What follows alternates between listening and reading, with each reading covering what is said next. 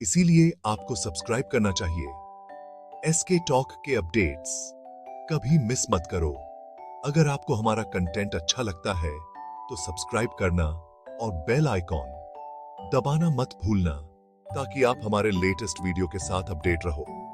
चलो सीधे शुरू करते हैं। हमारा एनवायरनमेंट हमारे चारों तरफ है। ये वो हवा है जो हम सांस लेते हैं, वो पानी जो हम पीते हैं और वो जमीन जिस पर हम रहते हैं। ये पेड़ पौधों, जानवरों और बाकी सब लिविंग थिंग्स से बना है। एक हेल्थी एनवायरनमेंट हमारी जिंदगी और सेहत के लिए बहुत जरूरी है। यह हमें जीने के लिए जरूरी चीजें देता है। इनमें फ्रेश हवा, पानी और खाना शामिल है। एनवायरनमेंट बहुत इंपॉर्टेंट है क्योंकि यह हमें सिर्फ रिसोर्सेज ही नहीं देता, बल्कि हमारे प्लेनेट की खूबसूरती और अलग अलग तरह के जीव जंतुओं को भी बनाए रखता है। एनवायरनमेंट को समझना और उसकी रक्षा करना हमारी जिम्मेदारी है। हमें यह पक्का करना होगा कि यह आने वाली पीढ़ियों के लिए हेल्थी और रहने लायक बना रहे। आज हमारा एनवायरनमेंट कई खतरों का सामना कर रहा है। पोल्यूशन, जंगलों का कटना और क्लाइमेट चेंज हमारे प्लेनेट को नुकसान पहुंचा रहे हैं। इन प्रॉब्लम्स की वजह से नेचुरल रिसोर्सेज कम हो रहे हैं, पोल्यूशन बढ़ रहा है और क्लाइमेट में तेजी से बदलाव हो रहा है। हमें इन एनवायरमेंटल चैलेंजेस का सॉल्यूशन ढूंढने के लिए साथ मिलकर काम करना होगा। अपने एनवायरनमेंट की रक्षा के लिए हमें तुरंत कदम उठाने की जरूरत है। अगर हम अभी एक्शन नहीं लेते हैं तो इसके नतीजे बहुत बुरे हो सकते हैं। इकोलॉजी मतलब जीवों और उनके एनवायरनमेंट के बीच के रिश्ते का स्टडी। यह समझने में हमारी मदद करता है कि पेड़ पौधे, जानवर और उनका आसपास का माहौल कैसे एक दूसरे के साथ इंटरैक्ट करते हैं। इकोलॉजी हमें सिखाती है कि सब कुछ एक दूसरे से जुड़ा हुआ है। पारिस्थितिकी तंत्र में बैलेंस बनाए रखने में हर एक जीव की अपनी रोल होती है। उदाहरण के लिए पेड़ पौधे सूरज की रोशनी को एनर्जी में बदलते हैं, जो फूड चेन का बेस बनता है। जानवर पेड़ पौधे या दूसरे जानवरों को खाते हैं और अपघटक मरे हुए जीवों को तोड़कर पोषक तत्वों को वापस मिट्टी में मिला देते हैं। इकोलॉजी का स्टडी हमें यह समझने में मदद करता है कि इंसानों की एक्टिविटीज एनवायरनमेंट को कैसे प्रभावित करती हैं। यह नॉलेज हमें एनवायरनमेंट की रक्षा करने और उसे बचाने के लिए सही डिसीजंस लेने में हेल्प करता है। किसी भी इकोसिस्टम के दो मेन पार्ट्स होते हैं, बायोटिक और एबियोटिक। बायोटिक कंपोनेंट्स में सभी लिविंग थिंग्स आते हैं, जैसे कि पेड़ पौधे, जानवर, कवक और सूक्ष्म जीव। एबियोटिक कंपोनेंट्स वो नॉन लिविंग फैक्टर्स हैं जो जीवन को सपोर्ट करते हैं, जैसे कि हवा, पानी, मिट्टी, सूरज की रोशनी और तापमान। ये सभी कंपोनेंट्स एक कॉम्प्लिकेटेड और हमेशा बदलते सिस्टम में एक दूसरे के साथ इंटरैक्ट करते हैं। उदाहरण के लिए पेड़ पौधों को प्रकाश संश्लेषण के लिए सूरज की रोशनी, पानी और मिट्टी से न्यूट्रिएंट्स की जरूरत होती है। जानवरों को सांस लेने के लिए हवा की जरूरत होती है और वे खाने और रहने के लिए पेड़ पौधों या दूसरे जानवरों पर डिपेंड होते हैं। पारिस्थितिकी तंत्र के हेल्थी रहने के लिए बायोटिक और एबियोटिक कंपोनेंट्स के बीच बैलेंस बनाए रखना बहुत जरूरी है। आज हमारा प्लेनेट बहुत सी सीरियस एनवायरमेंटल चैलेंजेस का सामना कर रहा है, जो हमारे प्लेनेट की हेल्थ और यहां रहने वाले लोगों की वेलबीइंग के लिए खतरा है। इन चैलेंजेस में क्लाइमेट चेंज, पोल्यूशन, जंगलों का कटना और जैव विविधता का कम होना शामिल है। क्लाइमेट चेंज ग्लोबल वार्मिंग की वजह से हो रहा है, जो इंसानों की एक्टिविटीज की वजह से एटमॉस्फेयर में ग्रीन हाउस गैसेस के बढ़ते लेवल का रिजल्ट है।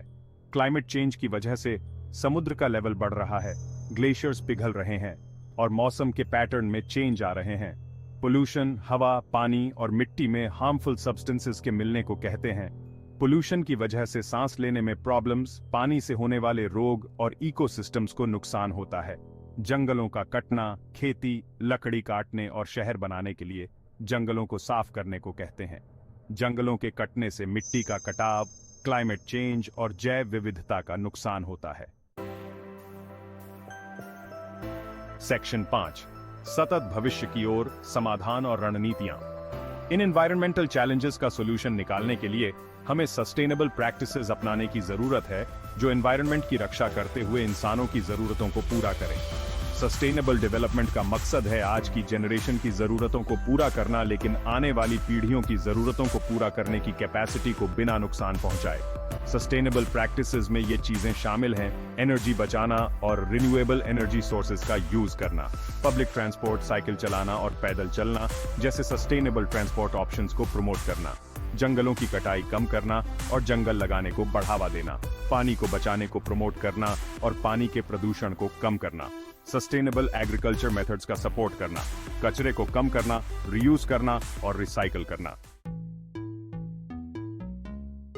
सेक्शन 6, अक्षय ऊर्जा, एक स्थायी मार्ग। रिन्यूएबल एनर्जी सोर्सेज जैसे solar, wind, hydro electricity, geothermal और बायोमास एनर्जी का एक सस्टेनेबल और एनवायरनमेंट फ्रेंडली ऑप्शन देते हैं। फॉसिल फ्यूल्स के विपरीत renewable energy sources green house gases का उत्सर्जन नहीं करते हैं या पोल्यूशन में कंट्रीब्यूट नहीं करते हैं। सोलर एनर्जी यूज करके हम बिजली बना सकते हैं, पानी गर्म कर सकते हैं और बिल्डिंग्स को बिजली दे सकते हैं। विंड एनर्जी हवा की पावर का यूज करके विंड टर्बाइंस के थ्रू बिजली जनरेट करती है।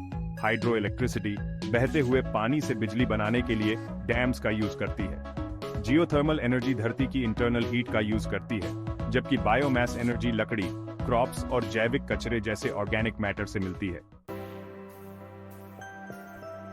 सेक्शन 7, रोजमर्रा की जिंदगी में बदलाव, व्यक्तिगत कार्रवाई को अपनाना। हालांकि गवर्नमेंट पॉलिसीज और टेक्नोलॉजी इनोवेशंस इंपॉर्टेंट हैं, लेकिन इंडिविजुअल एक्शंस भी चेंज लाने में इंपॉर्टेंट रोल निभाती हैं। हम सब अपनी डेली लाइफ में छोटे छोटे चेंजेस करके एनवायरनमेंट पर अपने इम्पैक्ट को कम कर सकते हैं। एनर्जी बचाने के लिए हम एनर्जी एफिशिएंट अप्लायंसेस यूज कर सकते हैं, लाइट्स बंद कर सकते हैं जब उनका यूज नहीं हो रहा हो और कम गाड़ी चला सकते हैं।